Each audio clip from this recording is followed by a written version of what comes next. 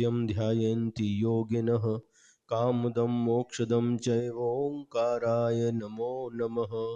अविरल शब्द घनोग प्रक्षालित सकल भूतल कलंकाः मुनिर्पाशतीर्थ्या सरस्वती हरितनोदुरितम् अज्ञानतिमिरान्धानां ज्ञानाञ्जनशलाकया चक्षुरुन्मीलितं येन तस्मै श्रीगुरवे नमः।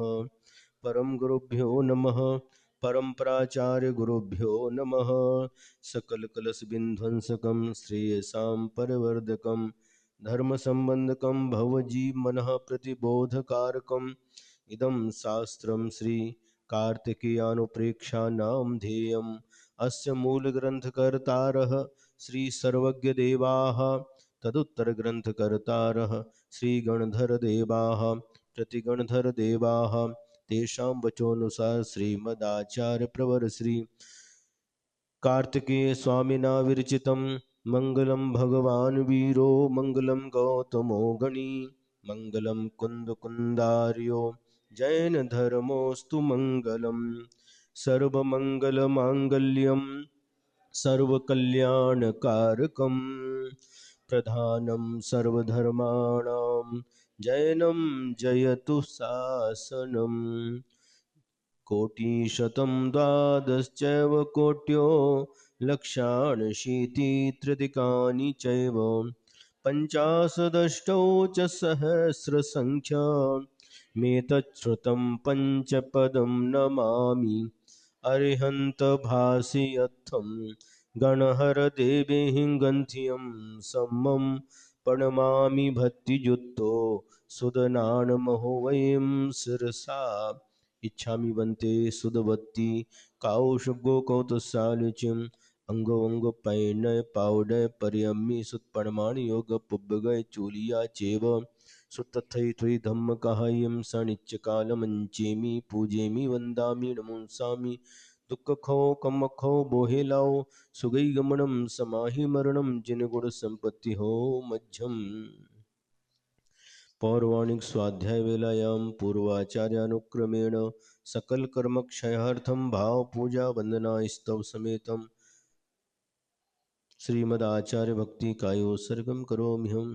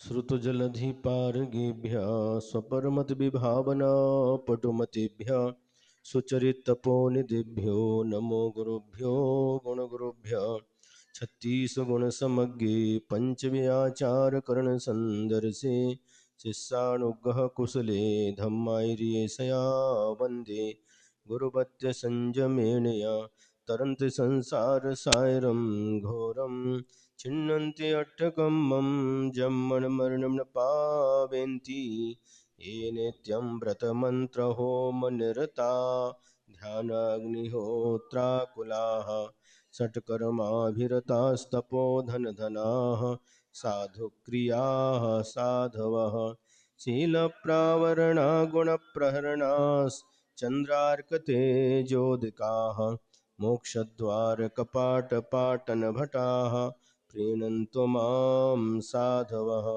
गुरुभापान्तु नो नित्यं ज्ञानदर्शननायकाः चारित्राणो गम्भीरा मोक्षमार्गोपदेशकाः इच्छामि बन्ते आयुर्वत्ति काउशुगो कौतुसालिच्यं सम्मनान सम्मदंसन संचरिजुत्ताडं पञ्चव्याचारणम् आयर्याणम् आयारादिसुदनानोपदेश्याणम् वज्झायाणं तिर्यण गुणपारायणं सब्बसावणं शनिच्चकालं मंचेमि पूजेमि वंदामि नमंसामि दुःखखो कमखो बोहिलाओ सुगई गमनम समाहि मरणम जिन गुण संपत्ति हो मध्यम।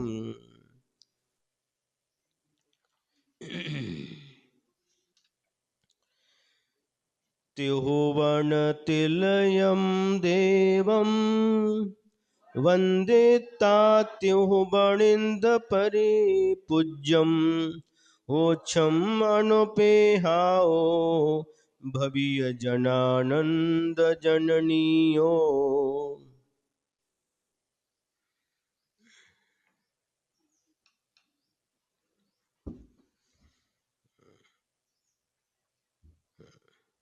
गाथा नंबर 91। अब अथ मंद कसायाणाम दृष्टांतम दर्शयति। जो मंद कसाई जीव होते हैं उनके कुछ दृष्टांत हैं, उनको यहाँ पर बताया जा रहा है।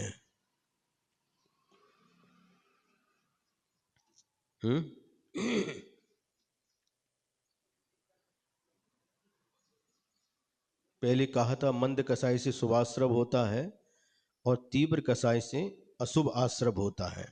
तो मंद कसाई के दृष्टांत क्या है? गाथा नंबर 91। सौवत्थ विपीयवयणम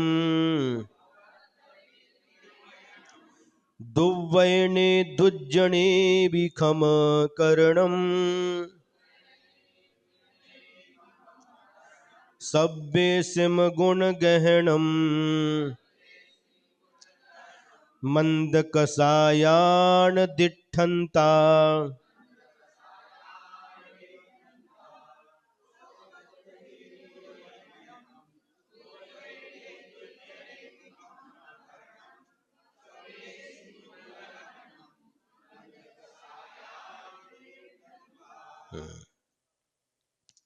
सवथ सभी स्थानों पर यानी सभी लोगों से प्रिय वर्णम प्रिय वचन बोलना, सभी के साथ प्रिय वचन बोलना। दुर्बयने दुर्जने भी खम करणम, और जो दुर्जन व्यक्ति होते हैं उनके द्वारा दुर्वचन बोलने पर भी उन्हें क्षमा करना।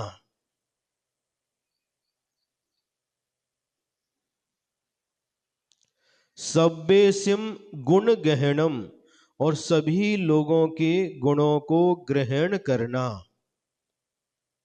मंद कसायान दिठंता, ये मंद कसाय जो जीव होते हैं उनके लक्षण बतलाए हैं। इस गाथा में 3 बातें बतलाई हैं।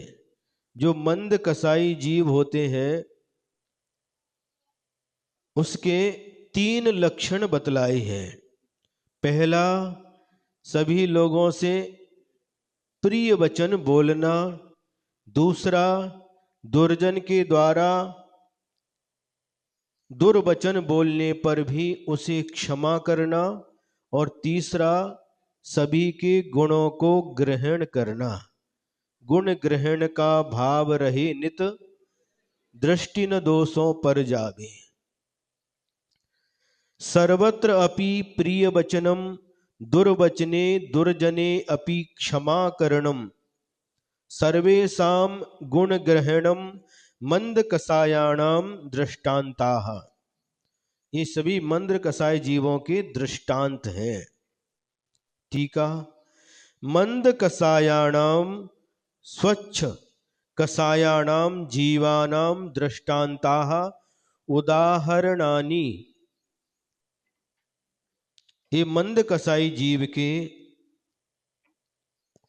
दृष्टांत उदाहरण दिए गए हैं। सर्वत्र अपि शत्रु मित्रादिषु अपि प्रिय वचनम कोमलम वाक्यम। सभी स्थानों पर, चाहे शत्रु हो, चाहे मित्र हो, चाहे अपना हो, चाहे पराया हो, सभी के साथ प्रिय वचन बोलना। प्रिय वचन किसे कहते हैं?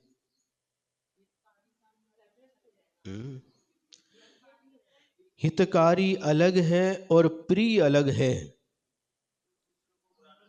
हाँ, जो दूसरे को सुनने में अच्छे लगते हैं वह प्रिय वचन कहलाते हैं, और जो दूसरे को सुनने में अच्छे नहीं लगते वह अप्रिय वचन कहलाते हैं।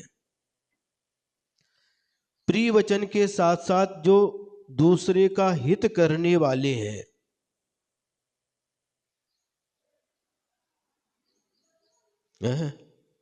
अब इससे अगर हम भेद करेंगे तो कितने वचन हो जाएंगे? जो प्रिय भी हैं और दूसरे का हित करने वाले भी हैं, एक वचन। और दूसरे वचन जो प्रिय तो हैं लेकिन दूसरे का अहित करने वाले हैं। और तीसरे वचन सुनने में अप्रिय हैं लेकिन दूसरे का हित करने वाले हैं। और चौथे वचन जो अप्रिय भी है और अहितकारी भी है। इस प्रकार से हम यदि भेद करेंगे तो ये 4 भेद हो जाते हैं। सबसे उत्तम वचन वही है जो प्रिय भी हो और हितकारी भी हो। क्या? जो सुनने में सामने वाले को अच्छे लगे और उसका हित करने वाले भी हो, ये सर्वोत्तम वचन कहलाते हैं। और दूसरे जो सुनने में तो अप्रिय हो लेकिन फिर भी हित करने वाले हो, ये दूसरे नंबर पर आते हैं। और इसके बाद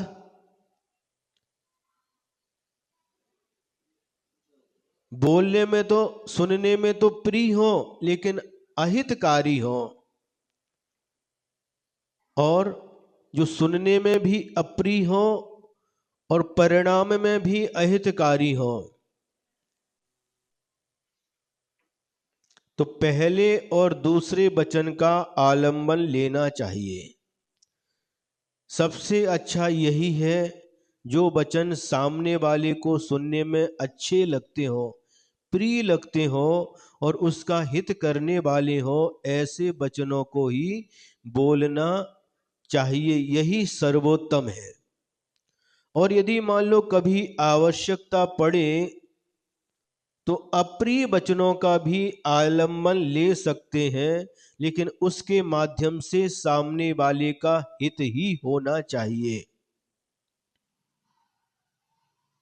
दूसरे नंबर पर है।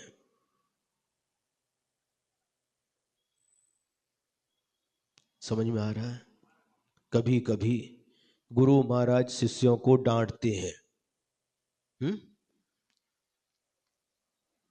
माता पिता भी अपने बच्चों को डांटते हैं, तो सुनने में तो अप्रिय रहते हैं वचन, लेकिन उनका परिणाम हितकारी होता है। शिष्यों का और संतान का हित करने वाले होते हैं।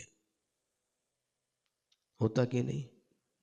बच्चा है और बच्चे के पेट में कीड़े हो गए, चुनमुने क्या बोलते हैं, चुनमुना, पेट के अंदर कीड़े हो गए और डॉक्टर ने कहा कि इसको मीठा नहीं देना, मीठा खिलाएंगे तो और वह बढ़ेंगे और इसको परेशान करेंगे। और वह मीठा मांगता है, मीठा उसके लिए प्रिय है, मिठाई प्रिय है, मांगता है, और माता पिता देते नहीं। और जैसे ही माँ का ध्यान दूसरी तरफ जाता है वह डिब्बा खोलता है और निकाल करके जो मिठाई बना करके रखी है उसको खा लेता है। और जैसे ही माँ देखती है जोर से उसको डांटती है। और वह वचन उसको सुनने के लिए अच्छे नहीं लगते, लेकिन उसका हित करने वाले हैं। क्योंकि मीठा ज्यादा खाएगा तो पेट में कीड़े और बढ़ेंगे और उसको तकलीफ देंगे। इसलिए मां मना कर रही है लेकिन अब वो जो प्रिय वचनों से नहीं मान रहा तो डांटती भी है। जोर से भी बोलती है, कठोर वचन भी बोलती है, और नहीं मानता तो एक जोर से गाल के ऊपर चांटा भी मारती है।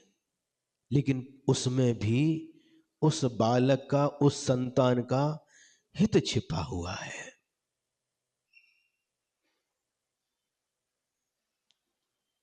बात समझ में आ रही? उसी प्रकार से गुरु महाराज भी पहले प्रिय शब्दों में समझाते हैं, एक बार, दो बार, तीन बार, फिर भी शिष्य नहीं मानता तो कठोर होकर के कठोर वचनों का भी आलम्बन लेते हैं।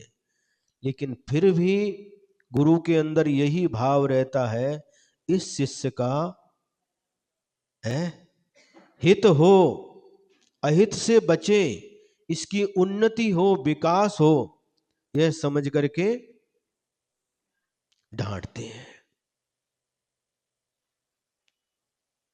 तो सुनने में तो वो शब्द उस समय अच्छे नहीं लगते हैं। क्या कहते गुरु महाराज?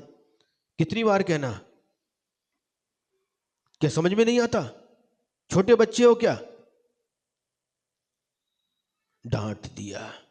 और डांट सुनने के बाद कभी कभी शिष्य की आंखों में आंसू भी आते हैं, आने दो। लेकिन गुरु का भाव क्या है? इस शिष्य का सुधार हो, इसका हित हो, कभी भी अहित के मार्ग पर न चले। चल रहा है तो अहित के मार्ग से निकाल करके उसे हित के मार्ग पर लगाते हैं। बराबर है कि नहीं? हाँ। तो यहां पर ये कहा जा रहा है कि हितकारी और प्रिय वचन ही बोलना चाहिए, लेकिन उससे काम नहीं चले तो अप्रिय वचनों का भी आलम्बन लेना चाहिए। लेकिन ध्यान रखना चाहिए कि अप्रिय वचनों के द्वारा भी उस शिष्य का, उस संतान का हित ही होना चाहिए। अब तीसरे प्रकार के वचन हैं, कौन से हैं? जो सुनने में तो प्रिय है, बहुत मीठे हैं, अच्छे बोलते हैं, लेकिन अहित करने वाले हैं। कैसे? शराबी है, और जो शराब नहीं पीता उसको मीठे मीठे वचन बोल करके और उसको भी शराब की दुकान पर लेकर के जाता है। वचन तो प्रिय है, मधुर है, सुनने में अच्छे लग रहे हैं, लेकिन अहितकारी है।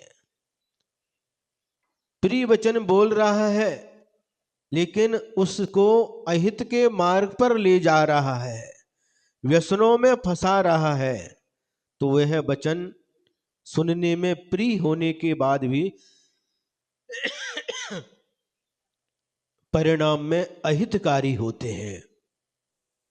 ऐसे वचन नहीं बोलना चाहिए। कोई गलत काम कर रहा है, गलत रास्ते पर जा रहा है और पीठ ठोकना, शाबाश, बहुत अच्छा बेटा। क्या हो गया? उसको तो अच्छा लगा सुनने में, आपने शाबाशी दे दी, लेकिन परिणाम क्या निकलेगा? वह और उसी मार्ग पर बढ़ता जाएगा। प्रोत्साहन किसे देना? जो अच्छे मार्ग पर बढ़ रहा है। जो बुरे मार्ग पर जा रहा है उसको प्रोत्साहन देंगे तो क्या होगा?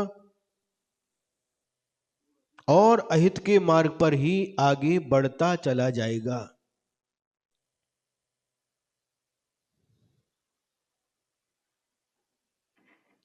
अब चौथे प्रकार के जो वचन है, जो सुनने में भी अप्रिय है, अच्छे नहीं लगते, और परिणाम में भी अहितकारी है।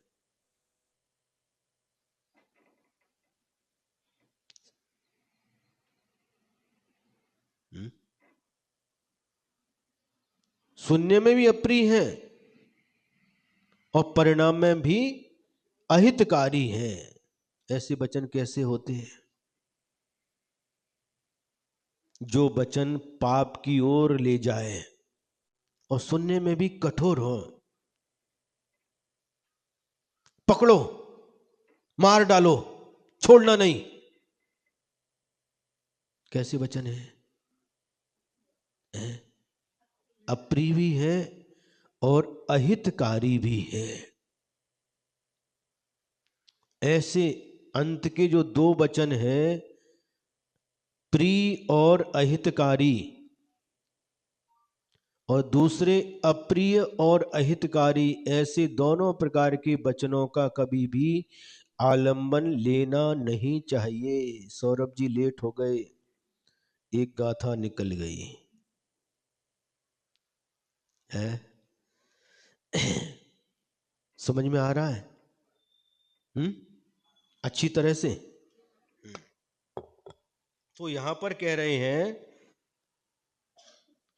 सभी के प्रति, चाहे शत्रु हो चाहे मित्र हो, सभी में प्रिय वचन बोलना। कोमल, कोमल वचन। कोमल का मतलब क्या है? मुलायम। स्पर्श के जो 8 भेद होते हैं, उसमें कोमल भी है और एक कठोर भी है। वचन भी कठोर होते हैं। ये तो स्पर्शन इंद्री का विषय है। हल्का भारी, रूखा चिकना, मुलायम और कठोर। ये वचनों में कैसे कठोरता आएगी? जब वचनों में कठोरता कब आती है? जब हमारे परिणामों में कठोरता आ जाती है, कसायों में तीव्रता आ जाती है, तो वचनों में भी कठोरता और कटुता आ जाती है। कटुता मतलब कड़वे, कड़वा। क्या उसमें नीम के पत्ते घोल दिए क्या? और जब कसाय मंद रहती हैं, मन में कोमलता रहती है, तो जो वचन निकलते हैं वह वचन भी कोमल होते हैं और मधुर होते हैं, मीठे होते हैं। मीठे वचन में क्या मिश्री घोल दी? कड़वे वचन में क्या नीम के पत्ते घोल दिए? क्या हुआ? हाँ, अंदर के जो भाव होते हैं, अंदर के जो परिणाम होते हैं, उसी प्रकार की वचन वर्गणा मुख से बाहर निकलती है।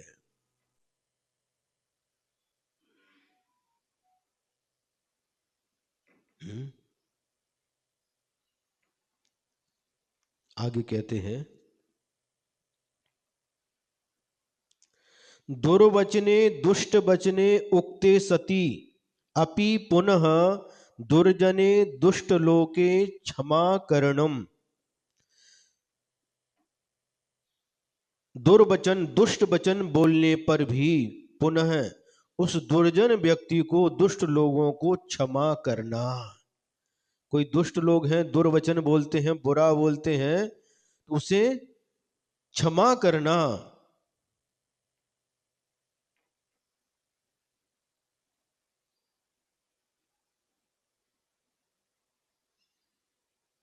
मम दोषम क्षमस्व इति कर्तव्यम।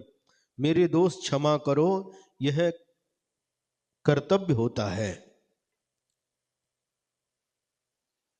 एक बार क्या हुआ, जिंतूर की बात है, और लगभग 1.5-2 किलोमीटर आहार के लिए गए, और जाते समय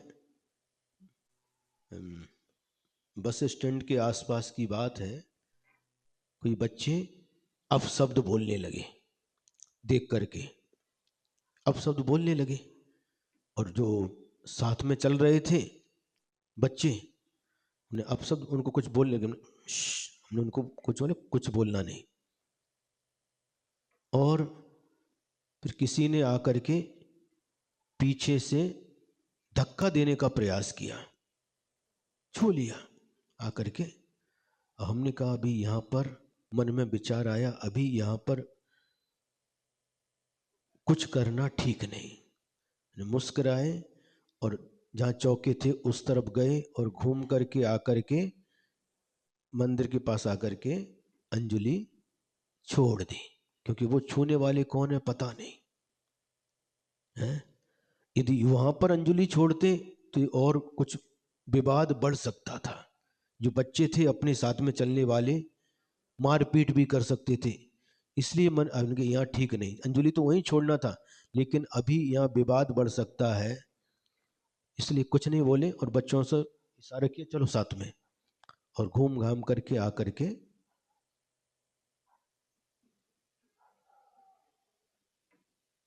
तो हमेशा प्रिय वचन मिले ऐसा नहीं है। साधु बन गए, साधु बनने के बाद में सभी लोग जय जयकार करेंगे, सभी लोग स्तुति करेंगे, सभी लोग प्रशंसा करेंगे, ऐसा नहीं है। साधु बनने के बाद दुर्वचन भी सुनना पड़ता है। सभी लोग हैं आपके उपासक नहीं हो सकते, आलोचक भी होते हैं, और सुनकर के उनके शब्दों को सुनकर के मन में क्षोभ नहीं करना, यह इनके अज्ञान का परिणाम है। इन्हें अभी मुनि का स्वरूप पता नहीं है, इसलिए बेचारे अज्ञान के कारण से इस प्रकार के दुर्वचन बोल रहे हैं। भगवान क्या भावना भाना चाहिए, ये दुर्वचन बोल रहे हैं, इनको पाप का तो बंद हो रहा है, लेकिन इस पाप का फल इनको नहीं भोगना पड़े। मुनिश्री नियम सागर महाराज जी के ऊपर कर्नाटक में सेडवाल में उपसर्ग हुआ, अजैनों के द्वारा नहीं, जैन लोगों के द्वारा ही उपसर्ग हुआ। बहुत लोग आए, बहुत बड़ी टीम आ गई, वाणी के द्वारा भी और भी उनके ऊपर उपसर्ग किया। उसका कारण क्या था? महाराज जी सम्यक के ऊपर बोलते थे, सम्यक दर्शन के ऊपर बोलते थे, लेकिन उनका मिथ्यात्व इतना गाढ़ था कि उनको वह बात रुचती नहीं थी। सम्यक दर्शन की बात अच्छी नहीं लगती थी, वही मिथ्यात्व, वही देवी देवता, उन्हीं को भजना, वही भगवान से बढ़ करके। लेकिन महाराज जी सम्यक दर्शन के बारे में बोलते थे, ये मिथ्यात्व है और ये पाप है, इस प्रकार से उनका उपदेश रहता था। तो उनको अच्छा नहीं लगा, वहां पर पाटिल लोग रहते हैं, यहाँ पर नहीं होता उत्तर भारत में, वहां पर ये ऐसा कैसे बोलते हैं, ऐसा उपदेश नहीं देना। अरे भैया जो शास्त्र में लिखा है उसके अनुसार तो उपदेश देना पड़ेगा। उपसर्ग किया, उपसर्ग करने के बाद में महाराज जी से पूछा, जब उपसर्ग दूर हो गया, उस समय एक कागवाड़ है पास में, सेडवाल से 3-4 किलोमीटर एक कागवाड़ है। तो कागवाड़ की एक महिला चेलना, उसका नाम चेलना, और उन्होंने क्या किया, जो पानी जाता था सेडवाल में वो कागवाड़ से जाता था, और रोड के पाइप काट दिए,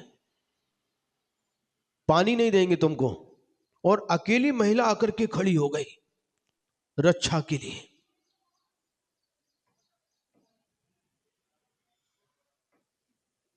जब उपसर्ग दूर हो गया, महाराज जी से पूछा, महाराज जी आप क्या विचार कर रहे थे?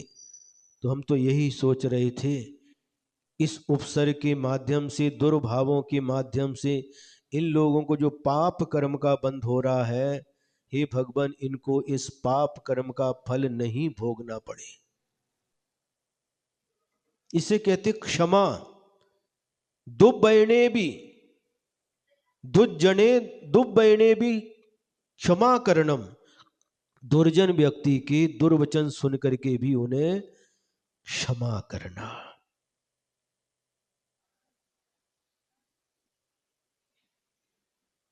इसी प्रकार से आचार्य श्री चारित्र चक्रवर्ती शांति सागर महाराज जी के एक शिष्य थे, नाम ध्यान में नहीं आ रहा, शायद नेमी सागर महाराज थे और कोई भी हो सकते हैं। एक पेड़ के नीचे बैठ करके सामयिक कर रहे थे, ध्यान कर रहे थे, और वह पेड़ था आम का है? और कुछ बच्चे आए, वो आम तोड़ने के लिए पत्थर उठा करके उस पेड़ के ऊपर जहां आम है उसके ऊपर फेंकने लगे ताकि आम गिरे, आम खाने के लिए। और 2-4 पत्थर महाराज जी के ऊपर गिर गए, सिर के ऊपर गिरे, सिर से खून बहने लगा, जोर से लग गया। तो लोग आए और देखा, बच्चों को डांटने लगे और देखा महाराज जी की आंखों से आंसू बह रहे हैं, दोनों आंखों से आंसू बह रहे हैं। तो उन लोगों ने आकर के महाराज जी से क्षमा मांगी, महाराज जी बच्चों से गलती हो गई, क्षमा करो। बच्चों को भी लेकर के आए। आपको कितनी तकलीफ हो रही है, कितनी पीड़ा हो रही है कि आपकी आंखों से आंसू बह रहे हैं। वैद्यों को बुला करके हम उपचार कराते हैं। तो महाराज जी ने कहा, आंसू इसलिए नहीं आ रहे कि हमको चोट लग गई, खून बह रहा है, लेकिन आंसू इसलिए आ रहे हैं कि ये बच्चे जब पेड़ के ऊपर पत्थर फेंकते हैं तो पेड़ उनको आम देता है, और मेरे ऊपर पत्थर लगा, मैं इनको कुछ भी नहीं दे पा रहा हूं। ताली में भी दम नहीं तुम लोगों की है? जब कितना महाराज का हृदय देखिए, बच्चों को पकड़ करके लेकर के आए और इनको महाराज क्षमा कर दो। तो जो लोग थे बड़े लोग, उनको कहा इन सब के लिए एक एक कुर्ता पजामा सिल करके दे दो। जितने बच्चे थे जो, सबके लिए एक एक कुर्ता पजामा सिलवा करके दे दो। समझ में आ रहा है क्या? उनके अंदर की जो करुणा, उनके अंदर की समता, उनके अंदर का क्षमा भाव, पत्थर लगने के बाद भी उनका क्या चिंतन चल रहा है। उपचार बाद में कराना, पहले बच्चों के लिए ले जाओ, कपड़ा लेकर के आओ, अच्छे से अच्छा कपड़ा, भी ऐसा सामान नहीं लाना, अच्छे से अच्छा कपड़ा ले जा करके दर्जी के पास इनकी नाप के सबको एक एक जोड़ी कुर्ता पजामा सिलवा करके दो। समझ में आ रहा है? दुर्वचन सुनने के बाद भी और इस प्रकार से उनके द्वारा पीड़ा देने पर भी उन्हें क्षमा करना, क्षम करणम है ना, यही है ना।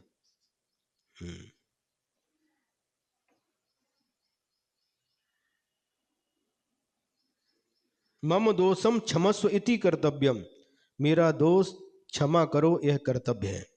सर्वेषां जीवानां शुभाशुभानां गुण ग्रहणम तेषां ये गुणाः संति केवलम तेषां एव ग्रहणम। सभी जीवों के शुभाशुभानाम, चाहे वो जीव अच्छे जीव हो चाहे बुरे जीव हो, सभी जीवों के गुण को ग्रहण करना। तेसाम, उन जीवों के जो जो गुण हैं केवल उनको ही ग्रहण करना, दोषों को ग्रहण नहीं करना। गुण ग्रहण का भाव रहे नित, दृष्टि न दोषों पर जावे। हाँ, पढ़ने में तो बहुत अच्छा लगता है, मेरी भावना पढ़ते हैं। गुण ग्रहण का भाव रहे नित, कोई भी हो उनके गुणों को ग्रहण करने का भाव हो। दृष्टि न दोषों पर जावे, उनके अंदर जो दोष हैं उनकी तरफ मेरी दृष्टि नहीं जावे। लेकिन होता क्या है बताओ? यदि 100 गुण हैं और एक दोष है तो दृष्टि कहां पर जाती है? दोष पर जाती है। 100 गुणों की तरफ दृष्टि नहीं जाती, एक दोष की तरफ दृष्टि चली जाती है।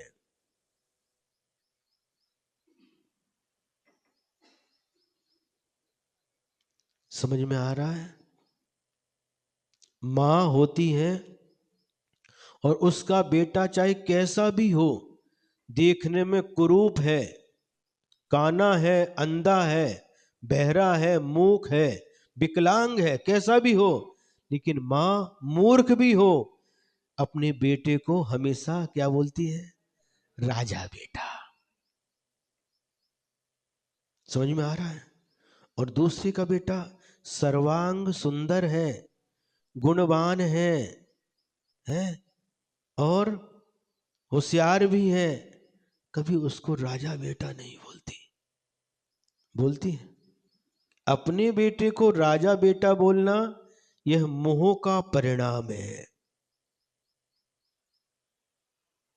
और दूसरे के बेटे को, समझ में आ रहा है? एक बार क्या हुआ, एक परिवार था और उस परिवार में एक बच्चा था और एक काम करने वाली बाई भी थी, और उसको पता नहीं था, नई नई आई थी, इनका बेटा कौन है पता नहीं था। प्रतिदिन क्या, माँ उसको डिब्बा बना करके, क्या बोलते, टिफिन बना करके देती थी। लेकिन एक दिन देर होने के कारण से उसको वो डब्बा बना करके, या डब्बा बोलते हैं उधर टिफिन बोलते हैं, नहीं दे पाई, नहीं दे पाई, लेट हो गई और बच्चा स्कूल चला गया। अब वो माँ को चिंता लगी, अरे बेटा आज भूखा चला गया, आज उसको टिफिन भी नहीं दे पाए। तो उन्होंने तैयार करके क्या, सेंगदाने की चटनी, फोड़नी चा भात है, चपाती पोड़ी जो है सब तैयार करके डिब्बे में भर करके दे दिया। किसको? जो घर में काम करने वाली थी, महिला। और उससे कहा कि जाओ ये मेरे बेटे को दे करके आना है। और उसी कक्षा में उसका बेटा भी पढ़ता था। तो आपका बेटे को हम पहचानते नहीं हैं, वो नई नई आई थी, उसकी पहचान क्या है, हम कैसे पहचानेंगे कि आपका बेटा है? तो उस मालकिन ने कहा, मालकिन क्या बोली, जो सबसे सुंदर हो, सबसे अच्छा दिखे, वही मेरा बेटा है। जाओ ये डब्बा उसे जाकर के दे आना। ठीक है। और स्कूल में गई, उस कक्षा में पहुंची, सब बच्चों को उसने एक एक करके देखा। सब बच्चों को देखने के बाद वह अपने बच्चे को वह डिब्बा दे करके आ गई।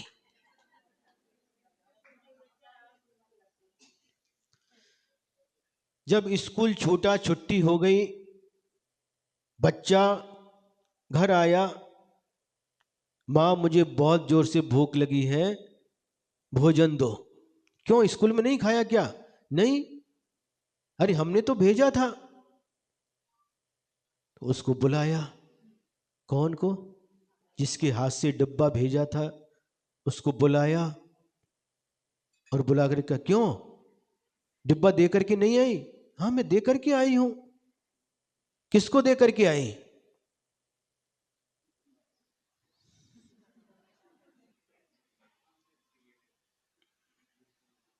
मालकिन क्षमा करो, आपने कहा था कि उस कक्षा में जो सबसे सुंदर, सबसे अच्छा बच्चा है वह मेरा है। ऐसा कहा था, जो सबसे सुंदर और सबसे अच्छा बच्चा दिखे उसे दे करके आ जाना। मैं कक्षा में गई, सभी बच्चों को देखा, लेकिन सबसे सुंदर और सबसे अच्छा बच्चा मुझे अपना ही बच्चा दिखा, इसलिए उसे दे करके आ गई। समझ में आ रहा है? क्या आ रहा है?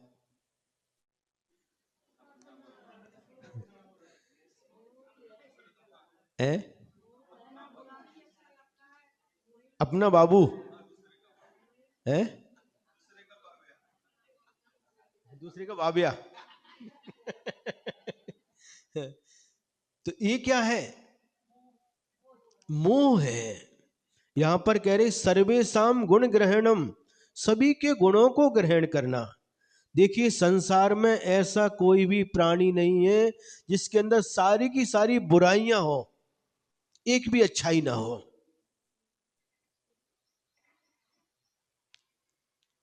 कोई ना कोई गुण मिलेगा, प्रत्येक व्यक्ति के अंदर कोई ना कोई गुण अवश्य रहेगा। लेकिन दृष्टि होना चाहिए, गुण ग्रहण की दृष्टि होना चाहिए।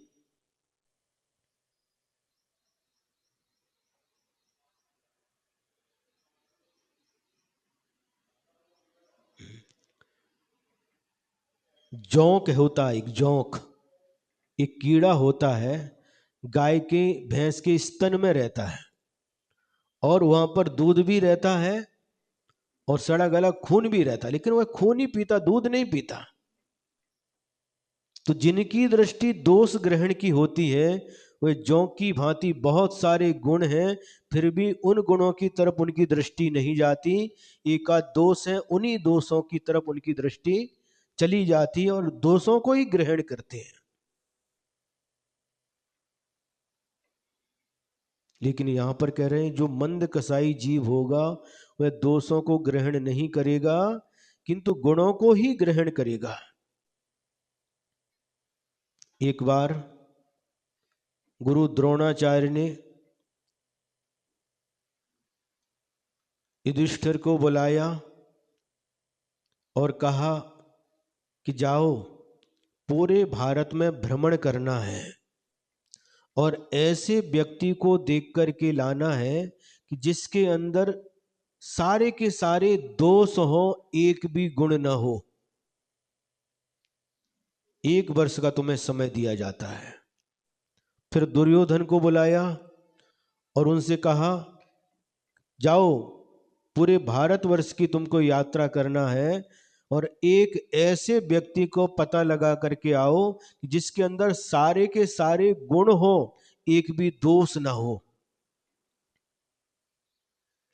दोनों गुरु की आज्ञा से अलग अलग दिशा में चले गए और गांव गांव शहर शहर घूमने के बाद में 1 वर्ष पूरा होने के बाद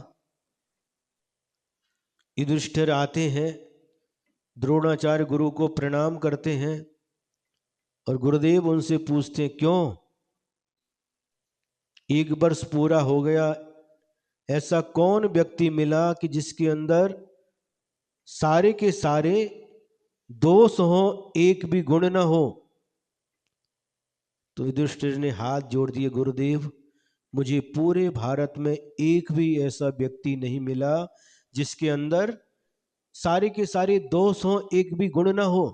तो गुरु ने पूछा, क्या दुर्योधन भी नहीं? दुर्योधन और युधिष्ठिर, पांडव और युधिष्ठिर शत्रु थे आपस में? नहीं गुरुदेव, उसके अंदर भी बहुत सारे गुण भी हैं। ठीक है। अब इसके बाद दुर्योधन आ गए और उनसे पूछा, गुरु को आकर के प्रणाम किया। गुरु द्रोणाचार्य ने उनसे भी पूछा, हाँ 1 साल हो गया और आप पूरे भारत भ्रमण करके आए हो, ऐसा कौन सा व्यक्ति मिला जिसके अंदर सारे के सारे गुण हो, एक भी दोष ना हो?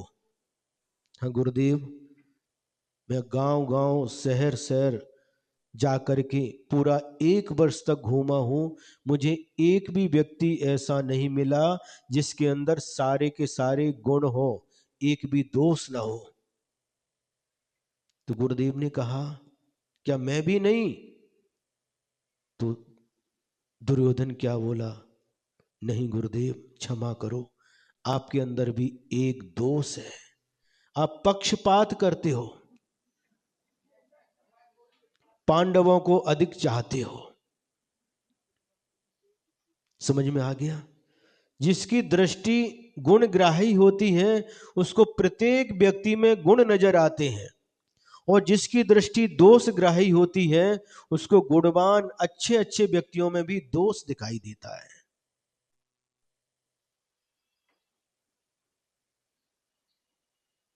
सभी के अंदर से गुण ग्रहण करना।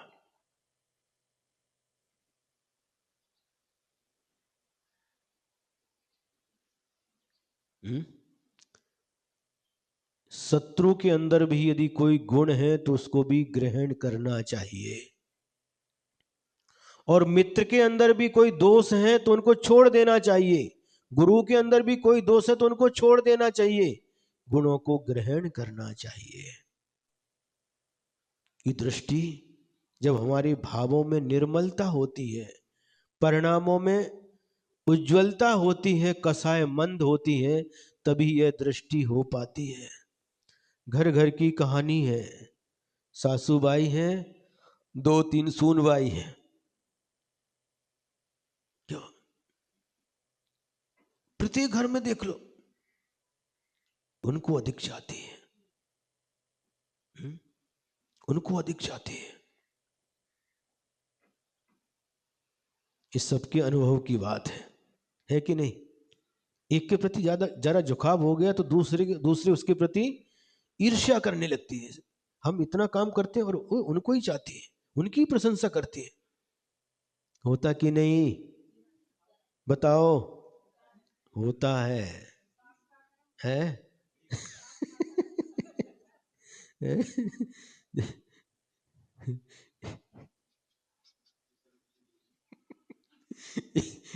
एक महिला ने कहा,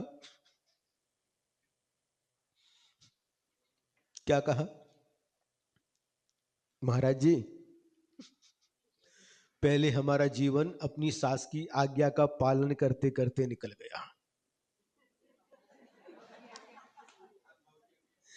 अब जब सास बनी, घर में बहू आ गई, अब बहू की आज्ञा का पालन करना पड़ता है।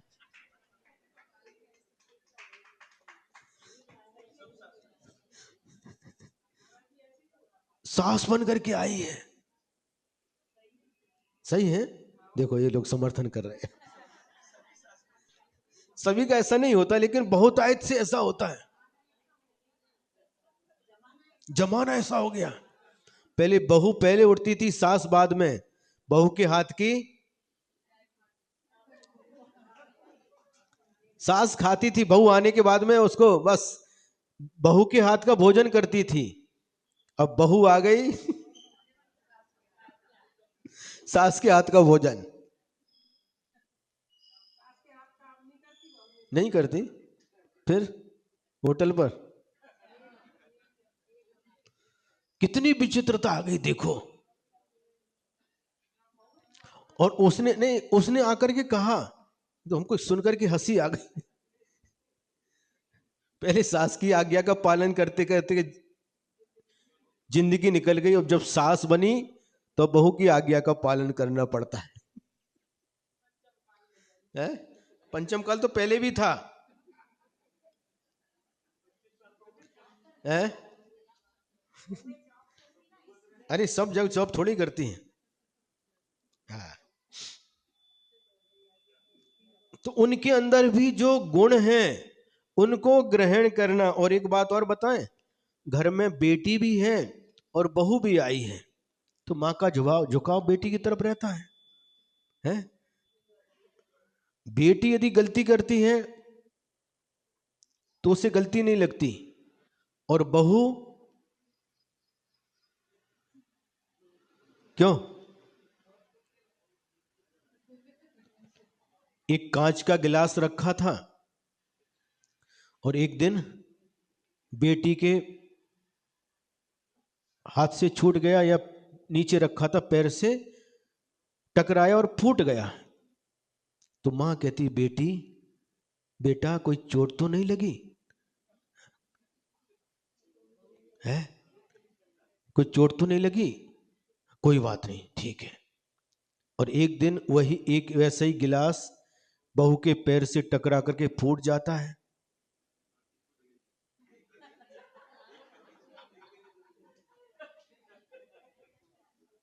क्या आंखें नहीं है? अंधी है क्या? देख करके नहीं चलती? 10 बातें उसको सुना देती है।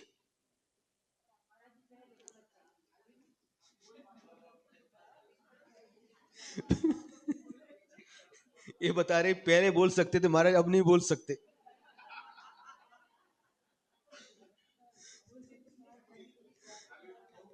है?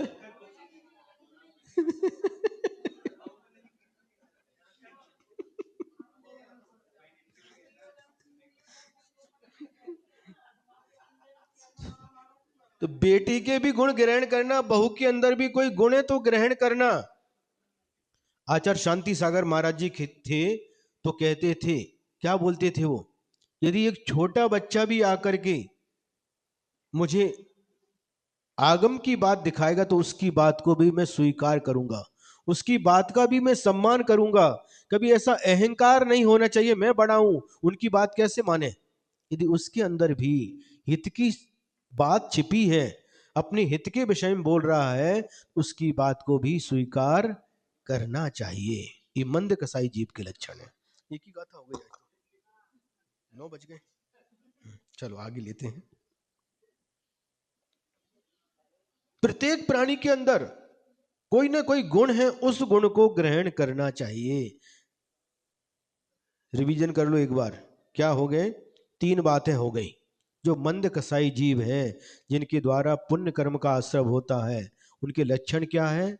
सभी के प्रति प्रिय वचन बोलते हैं, दुर्जन के द्वारा दुर्वचन बोलने पर भी उन्हें क्षमा करते हैं, और सभी के गुणों को ग्रहण करते हैं। ये 3 लक्षण हैं।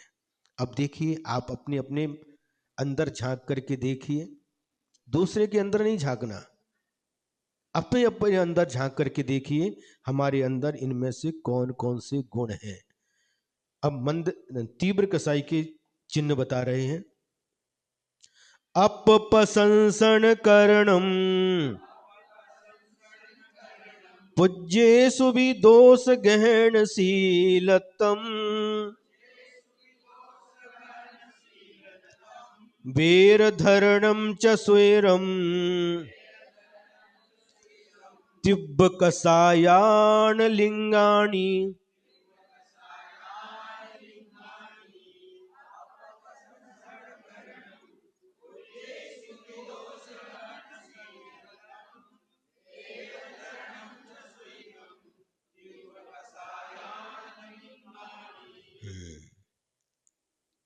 अप माने अपनी, प्रशंसन यानी प्रशंसा, करणम यानी करना, अपनी प्रशंसा करना।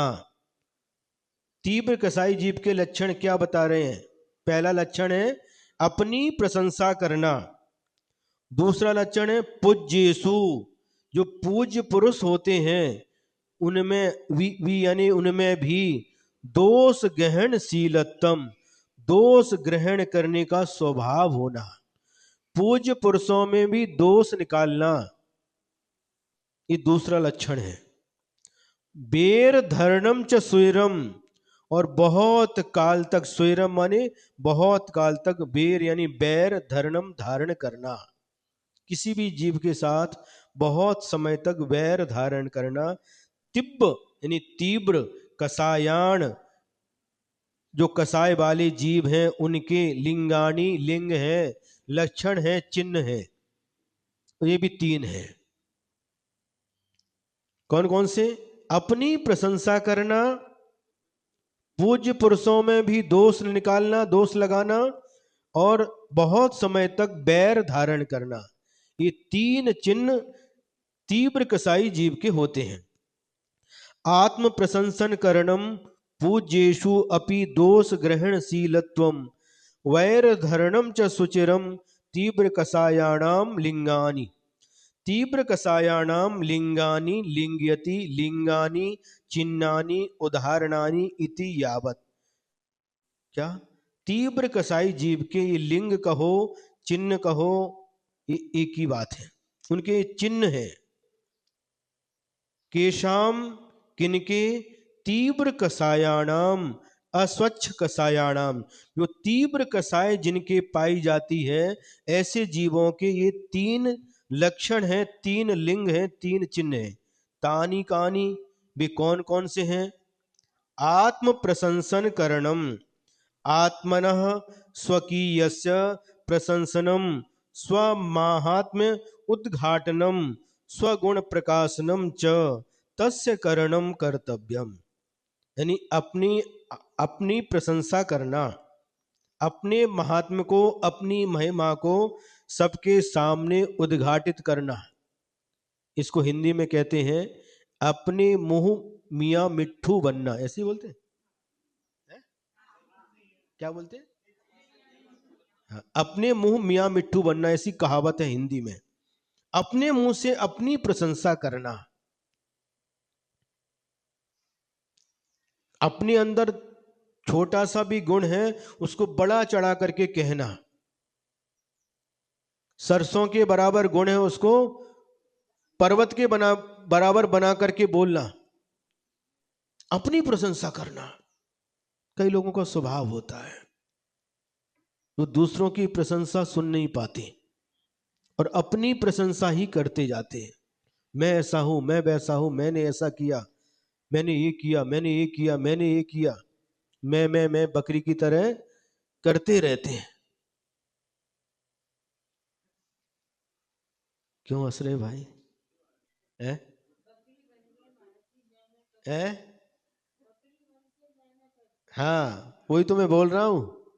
मैं ऐसा, मैं ऐसा, मैं ऐसा, मैंने ये किया, मैंने ये किया, मैंने ये किया। है?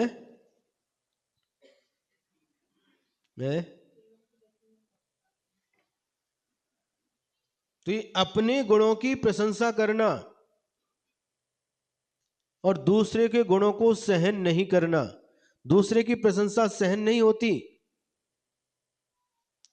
समझ रहे कि नहीं? कोई दूसरे की प्रशंसा करे तो उसकी प्रशंसा सहन नहीं होती, अच्छी नहीं लगती। और अपनी कोई प्रशंसा कर रहा है तो है? कोई अपूर्व रस निकलता है, रस आता है? और यहां पर कह रहे अपप्रशंसन करणम, अपने आप की प्रशंसा करना। ये पहला लक्षण है तीव्र कसाई जीव का। जो मंद कसाई जीव होगा वो कभी भी अपनी प्रशंसा नहीं करता और ना ही अपनी प्रशंसा सुनना पसंद करता है।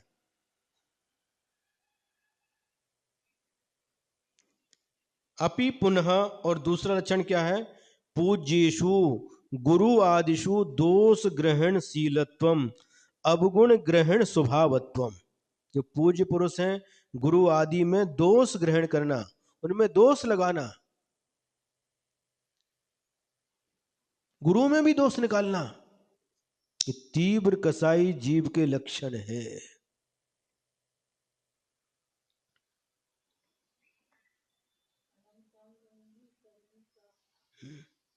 होते ऐसे लोग, इसलिए लिखा है गुरु के अंदर भी दोष निकालते, दोष लगाते हैं। अच्छे अच्छे गुरु हैं उनके अंदर भी ऐसे लोगों के भी संसार में कमी नहीं है।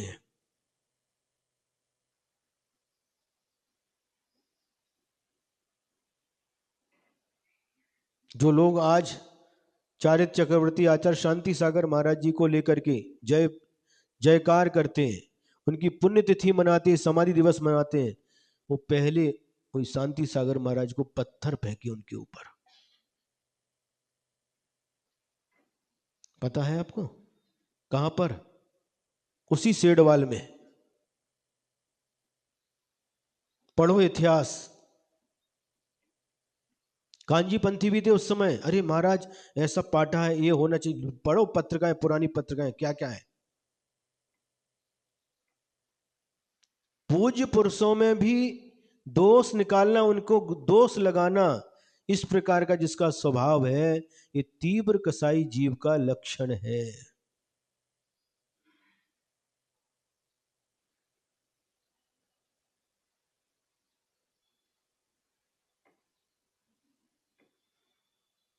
समझ में आ रहा है?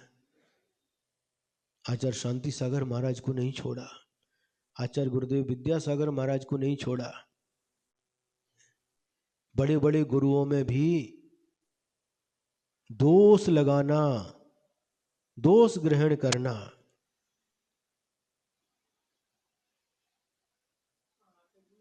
है?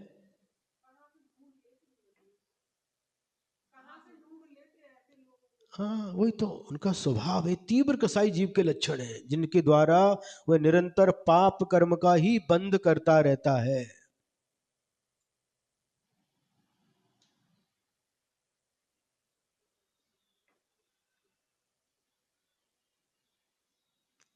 समझ में आ रहा है? आज वो जो दूसरा पंथ चल रहा है वो साधु को देखना चाहते हैं चतुर्थ काल की, और स्वयं जा रहे छठे काल में। उनका आचरण छठे काल के जैसा है और साधु को देखना चाहते चतुर्थ काल के साधु। जो पहाड़ के ऊपर तपस्या करें, है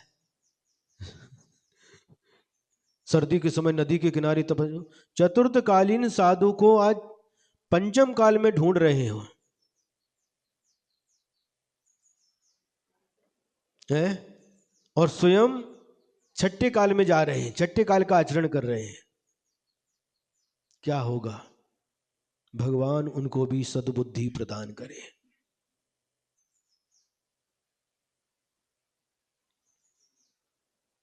आचार्यों ने लिखा है, चतुर्थ काल में जो बहुत तपस्या करके जो कर्म निर्जरा करते थे, वह आज पंचम काल में हीन सहनन के साथ में उतनी निर्जरा कम समय में करते हैं। आज आज्ञा है, भगवान की आज्ञा है कि जंगल में नहीं रहना, क्यों? आज हीन सहनन है। अब देखो कैसी स्थिति है। इधर से हवा आती थी, सिर दुखने लगा, ठंडी हवा लगती थी इधर से, बताना पड़ा अंकित को, अंकित भैया इधर से हवा आती है, सिर दुख रहा। कैसा हीन सहनन, जरा भी सहन नहीं होता। तो शरीर की स्थिति देख करके आचार्यों ने लिखा कि मूल गुण का निर्दोष पालन करते हुए,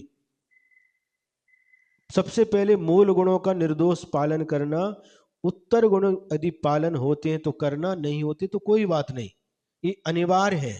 अनिवार्य प्रश्न क्या है? ये 28 मूल गुण, इसमें कमी नहीं करना। उत्तर गुण क्या? उपवास है, ऊनोदर आदि तप है, ठंडी गर्मी आदि सहन करना, 22 परिसह हैं, सब उत्तर गुण में आते। जितनी शक्ति हो उनको सहन करना, लेकिन ऐसा नहीं हो उसके चक्कर में जीवन ही समाप्त हो जाए। शक्ति है नहीं और करने बैठे, क्या होगा? सबकी शक्ति एक जैसी नहीं होती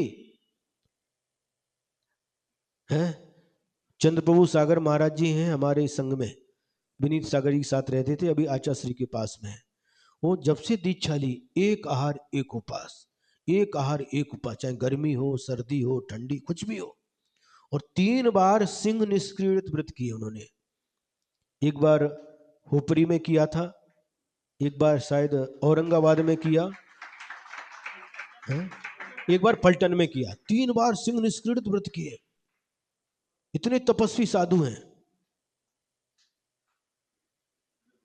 है? आज भी ऐसे साधु दुर्लभ दर्शन होते हैं। अब उनकी देखा देखी हम करने लग जाएं, या कोई दूसरे महाराज करने लग जाएं, सबकी शक्ति अलग अलग होती है?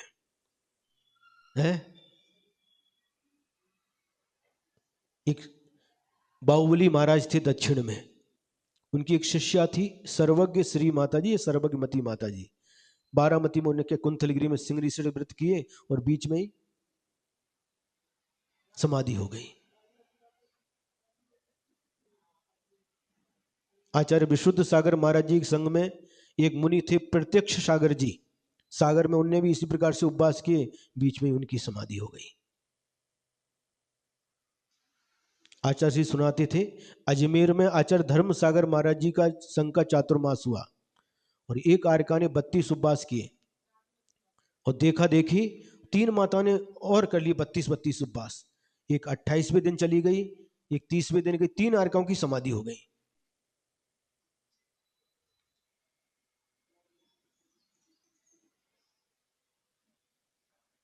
समझ में आ रहा कि नहीं? ये देखा देखी नहीं होता, ये अपनी अपनी सबकी शक्ति अलग अलग है।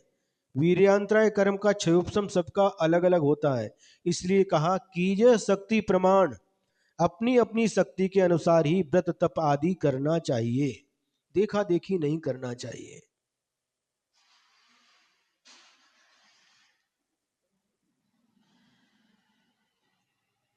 ये अपने देखने का नजरिया है। एक गिलास में दूध है, आधा गिलास भरा हुआ है। एक व्यक्ति जो पॉजिटिव थिंकिंग रखता है उससे पूछो भाई बताओ इसके बारे में बोलो, तो कहेगा आधा गिलास भरा हुआ है। और जिसकी थिंकिंग निगेटिव है वो क्या बोलेगा? आधा गिलास खाली है। दोनों की बात सत्य है, लेकिन दृष्टिकोण अपना अपना अलग अलग है। तो हमें कैसा दृष्टिकोण बनाना, हमें पॉजिटिव थिंकिंग रखना, गुणों की तरफ दृष्टि रखना, गुण ग्रहण का भाव रहे नित, प्रत्येक व्यक्ति में गुण खोजो। महाराज गुण हो तब तो खोजें,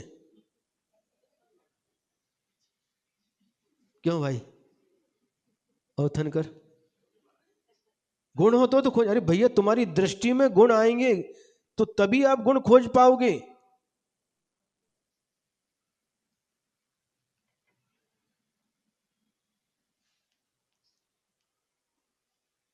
कल हमने कहा था कि कल की 2 गाथाएं बहुत अच्छी आ रही, कैसा लग रहा है?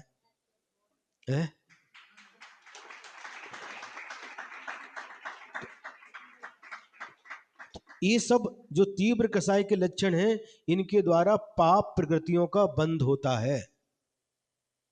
यदि हम अपनी प्रशंसा करते हैं, हम पाप कर्म का बंध कर रहे हैं।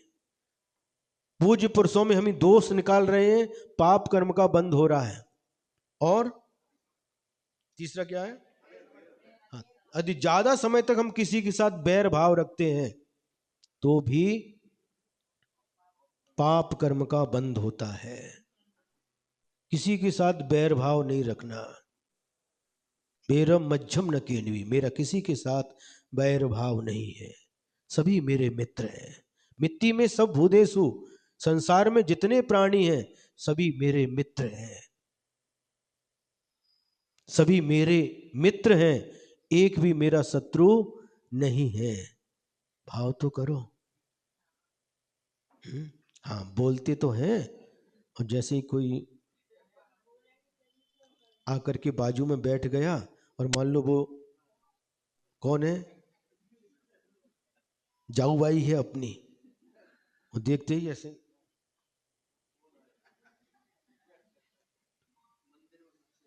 मंदिर में सबसे ज्यादा,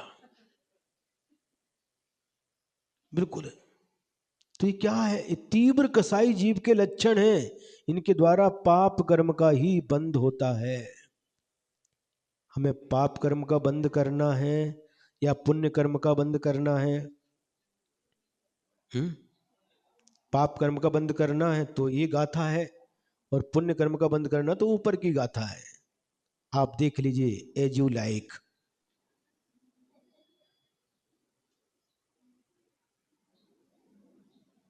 क्यों? दोनों आपके हाथ में है। आचार्यों की देखिए विशालता, दोनों चीजें आपके सामने रख गई, दोनों रास्ते आपके सामने खुले हैं। आप कौन से रास्ते से जाना चाहते हैं? पाप करेंगे, पाप के रास्ते से जाएंगे तो दुख ही दुख मिलेंगे, और यदि इस मंद कसाई जीव होकर के आप जीवन जिएंगे तो पुण्य का आश्रय होगा और उसके द्वारा आपको सुख की प्राप्ति होगी। क्या चाहिए आप देख लीजिए।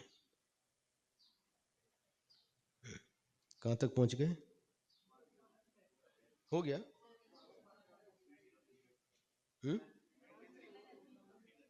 आखिरी लाइन। हाँ, पूज्येषु गुरु आदिषु दोष ग्रहण शीलत्वम, गुरु में भी दोष निकालना, ये हो गया। अवगुण ग्रहण स्वभावत्वम, अवगुण ग्रहण करने का स्वभाव होना। च पुनः, और क्या है? सुचिरम चिर कालम, सुचिर माने बहुत समय तक, वेर धरणम, बैर धरणम, बैर धारण करना, तुझे छोड़ूंगा नहीं है, तुझे छोड़ूंगा नहीं।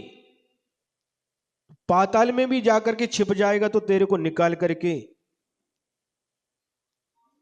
मारूंगा। तो कहीं पर भी जा, जल में थल में कहीं पर भी जाकर के छिप जा, लेकिन तुझे निकाल करके मारूंगा, छोड़ूंगा नहीं। पार्श्वनाथ भगवान और कमठ का बैर 10 भाव तक चलता रहा। 10 भाव तक कमठ का जीव बैर करता रहा, पार्श्वनाथ भगवान का जीव क्षमा करता रहा। वो मंद कसाई जीव, देखो दोनों उदाहरण मिल गए। पार्श्वनाथ भगवान का जीव मंद कसाई थे, हर भाव में उनको क्षमा करते रहे, और कमठ का जीव हर भाव में उनके प्रति बैर धारण करके उनको त्रास देता रहा, मारता रहा, लेकिन वो हमेशा क्षमा करते रहे। पार्श्वनाथ भगवान का जीव, ये मंद कसाई जीव, और ये तीव्र कसाई कमठ, दोनों उदाहरण मिल गए। देखिए क्या करना है। रोज 5 गाथाएं होती थी, आज 2 ही गाथा हो पाई है। विषय था और विषय प्रासंगिक था, इसलिए विस्तार कर दिया ताकि हम अपनी तीव्र कसाई को छोड़ करके मंद कसाई बन सकें। देखिए मंद कसाई जीव का एक और उदाहरण सुनाते आपको। न्यामावर की बात है, और एक ब्रह्मचारी बहुत सीधा साधा, कहाँ का था, ललितपुर का, आया और इतना सीधा साधा, बिल्कुल नाम भूल गए हम, नाम ध्यान में नहीं आ रहा, और आचार्य की भैयावृत्ति कर रहे थे, और भैयावृत्ति कर रहे थे, और ऐसी भैयावृत्ति करते करते वो भी था, तो आचार्य ने उनको कह दिया बहुत मंद कसाई है। उस ब्रह्मचारी के लिए आचार्य ने कह दिया बहुत मंद कसाई है। और वो उसके बाद जब हम लोग आ गए आचार्य के पास से, और हमारे पास आकर के वो रोने लगा ब्रह्मचारी, क्यों, आचार्य ने हमको कसाई कह दिया।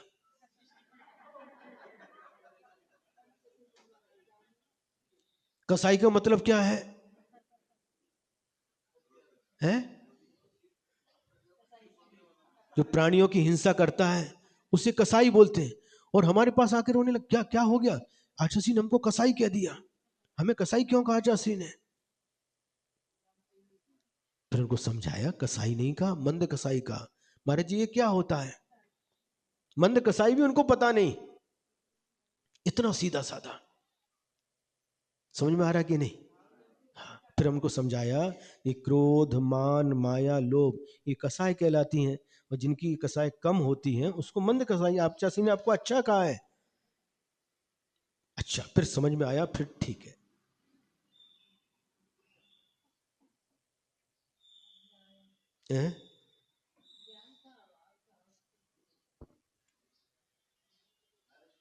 हाँ है, हाँ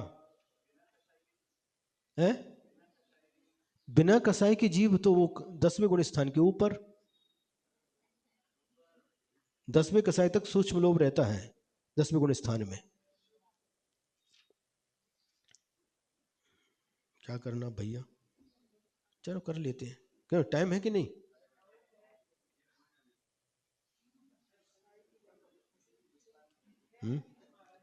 नहीं आपको नहीं, आपको नहीं, आपको जॉब पे नहीं जाना पड़ता, जॉब वाले उनसे पूछ रहे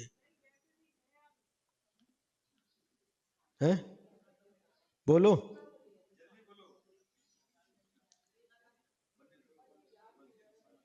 जॉब वाले बोलो, यस या नो, सभी बोलो। अरे आपने, आप रिटायर हो गए, आपसे नहीं पूछ रहे। आकुलता तो नहीं हो रही, तो नहीं तो कल करेंगे, कल का विषय फिर बाद में देखेंगे, अभी ये विषय दूसरा चल रहा है। क्या करना है जल्दी बोलो, अमित, हाँ ठीक है। एवं जानन्तो बिहु परिचयनीये बीजो न परिहरई, तस्सा सवाणुवेखा सव्वापि निरर्थया होदि।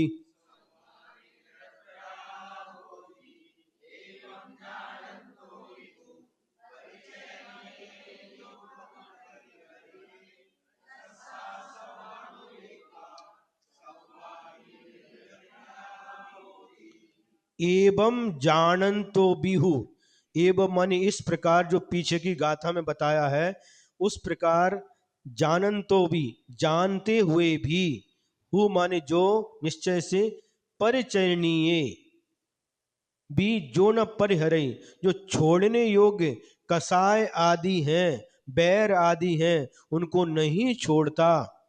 तस् उस जीव के आसव अनुवेक्षा, ये आश्रव अनुप्रेक्षा, सव्वापि निरर्थया होती, ये सभी निरर्थक होती है। इस प्रकार जानते हुए भी, आश्रव अनुप्रेक्षा का स्वाध्याय करते हुए भी, भावना भाते हुए भी, यदि पिछली गाथाओं में जो कसाय, बैर आदि बताए हैं, तीव्र कसाय आदि, उनको नहीं छोड़ता, उसकी आश्रव अनुप्रेक्षा निष्फल होती है, निरर्थक होती है। एवं जानन अपि खलु परित्यजनीयान अपि य न परिहरति तस्य आश्रव अनुप्रेक्षा सर्वा अपि निरर्थका भवति। तस्य जीवस्य सर्वापि समस्तापि आश्रव अनुप्रेक्षा निरर्थका निष्फला भवति। उस जीव के इस सभी आश्रव अनुप्रेक्षा निरर्थक निष्फल होती है। तस्य कस्य किसके, हु स्फुटम निश्चय से, यह पुमान, जो पुरुष, जो व्यक्ति, जो जीव, एवं पूर्वोक्तम जाननपि, जो पहले गाथाओं में कहा है उसको जानते हुए भी, परित्यजनीयान अपि, परिहार्यान, जो छोड़ने योग्य हैं, ऐसे मिथ्यात्व कसाय आदि न परिहरति, मिथ्यात्व कसाय आदि का परिहार नहीं करता, उनको नहीं छोड़ता, तो उसकी आश्रव अनुप्रेक्षा निष्फल होती है। एदे मोह भावा जो परिबज्जे उवसमे नीलो, लीनो है, हेयम ती मन्न मानो आसव अनुबेहणम तस्।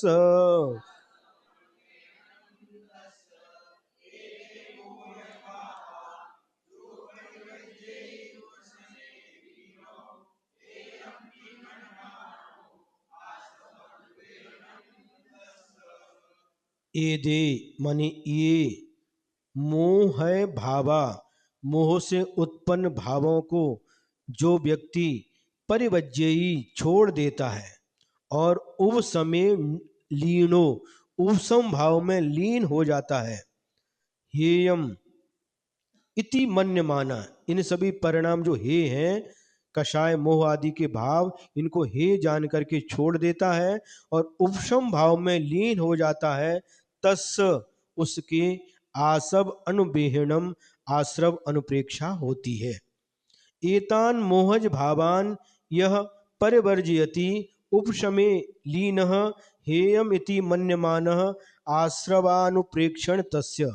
तस्य योगिनः आश्रव अनुप्रेक्षणम आश्रवाणाम सप्त पंचाशताम 57 अनुप्रेक्षणम अवलोकनम विचारणम च। उस योगी के आश्रव अनुप्रेक्षा यानी आश्रवों के जो 57 भेद होते हैं, 5 मिथ्यात्व, 12 अवृत्ति, 25 कसाय, 15 योग, इस प्रकार से जो 57 भेद होते हैं उनका अवलोकन करता है, विचार करता है। विचार करता है कौन? तस्य कस्य, किसके विचार होता है? यह पुमान परिवर्जयति परित्यजति, जो पुरुष छोड़ देता है। कान, किसको छोड़ता है? एतान पूर्वोक्तान आत्म प्रशंसादीन मोहज भावान मोह कर्म जनित परिणामान। जो पूर्व में कहे हुए तीव्र कसाई जीव के जो लक्षण बताए हैं, आत्म प्रशंसा और गुरु आदि में दोष निकालना और बहुत समय तक बैर धारण करना, इन मोह कर्म से उत्पन्न इन भावों को छोड़ देता है। कीदृक्षासन, किस प्रकार का होता हुआ? उपशमे लीनः, उपशम परिणामे स्वसाम्ये लीनः लयम प्राप्त। जो उपशम भाव में, उपशम परिणामों में लीन होता है, लय को प्राप्त हो जाता है। पुनः कीदृक्ष, और किस प्रकार का है? हेयम इति मन्यमानः सर्वम शरीर आदि त्याज्यम इति जानन, और ये सभी हे है, शरीर आदि छोड़ने योग्य है, इस प्रकार से जानता हुआ जो उपशम भाव में लीन हो जाता है, उसी के आश्रव अनुप्रेक्षा होती है। सर्वाश्रव परित्यक्तम सम्यक्त्वादि गुणैर्युतम शुभ चंद्रनुतम सिद्धम वंदे सुमति कीर्तये इति स्वामी कार्तिक अनुप्रेक्षायाम आश्रव अनुप्रेक्षायाम सप्तमो अधिकार। इस प्रकार से यह आश्रव अनुप्रेक्षा का सप्तम अधिकार पूर्ण हो गया। एक का उत्सर्ग करेंगे।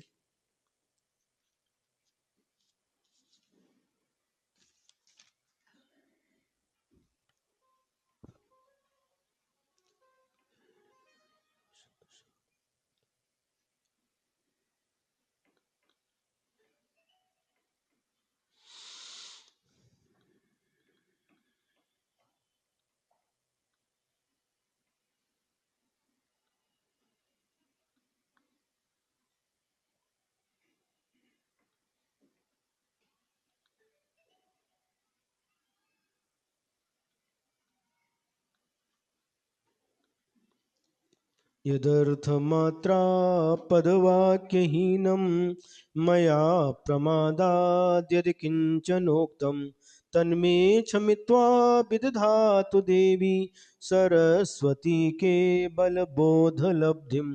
बोधिः समाधि परिणामशुद्धि स्वात्मोपलब्धिः शिवसौख्यसिद्धिः। चिन्तामणिं चिन्तितवस्तुदाने त्वां वन्द्यमानस्य ममास्तु देवी। त्वां वन्द्यमानस्य ममास्तु देवी। द्वादशांग जिनवाणी माता की, परम उपकारी परम पूज्य आचार्य गुरुवर श्री विद्यासागर जी महाराज की।